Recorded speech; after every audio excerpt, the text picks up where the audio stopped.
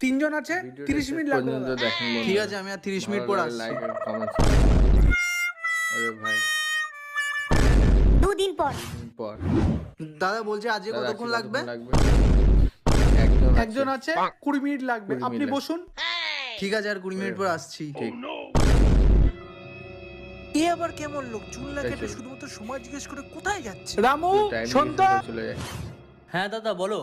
ওই লোকটাকে ফলো করতে, ওই লোকটা কোথা থেকে আসছে আর কোথায় যাচ্ছে। হ্যাঁ দাদা। খোঁজ নিয়ে তো। আরে ভাই, ঠিক।